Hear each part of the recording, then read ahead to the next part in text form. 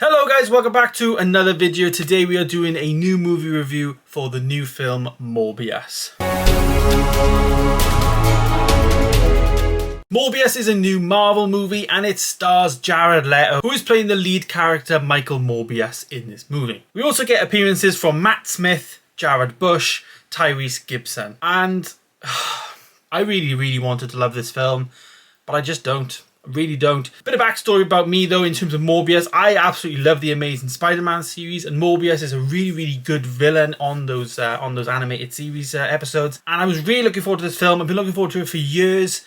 Since they announced it, I thought, great, this is going to be good. It was meant to come out on my birthday, and then obviously got delayed multiple times. So I remember thinking it's going to be really good. And you know, when they announced Jared Leto, I thought, okay, you know, maybe up and coming actor at the time. He was very new back then when they announced it. And also, it kind of made me think, you know, he looks like him as well, which is a big deal. But unfortunately, it just hasn't panned out the way that I wanted it to pan out. The plot of this film was horrendous, and just as I got out of there, literally just felt like a TV episode, which is crazy to think, you know, like a film just feels so rushed. So you've gone from an amazing comic book movie at the beginning of the month with Batman, with intricate details, a lot of time. This film was no joke. Half of the time runtime than the Batman was. It was so rushed. Add that in then with terrible performances from Matt Smith. I thought he was horrid in this film.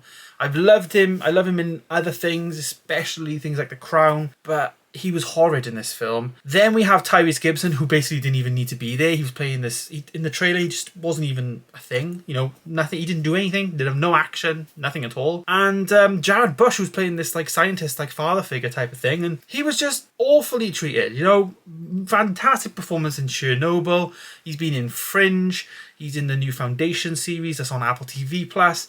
And he's a big actor, and they ruined him, basically. Jared Leto's performance, though, I thought was quite good in the film, but he just had to deal with what he had to deal with. There was a lot of effects in the movie, which I think were kind of overdone. I said the same thing in the Venom Let There Be Carnage movie. There was just too much stuff going on. And for me, it didn't really work. The whole plot of the film, there was no character development. It was very rushed. You started the film, then it was 25 years earlier, then it went forward a bit, then it was just going back and forth a bit at the beginning. The fight scenes were okay, nicely done in some situations, especially on the boat, which is the one we saw mainly in the trailer. But other than that, the things in the city, it was pretty bad, really. I also didn't appreciate like the Spider-Man references in the trailer that we had. We didn't get none of those in the film. They didn't show up. And then Vulture as well, Michael Keaton, he was in the trailer and he didn't show up in the film.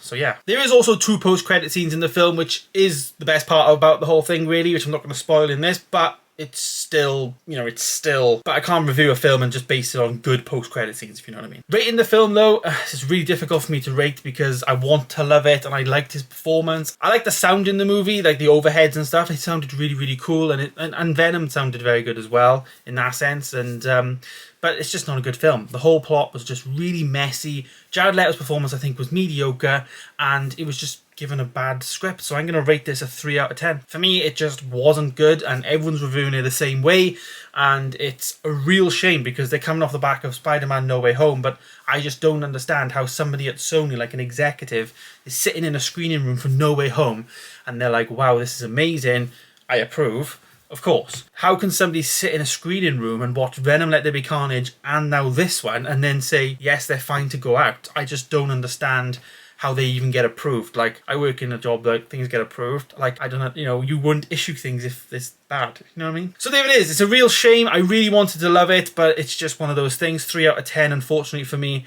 I will be picking up the Steelbook though, because I do collect these.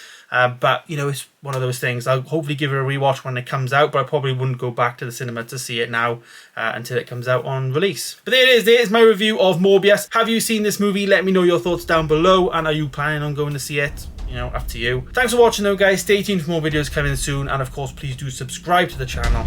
I'll see you in the next one. Goodbye.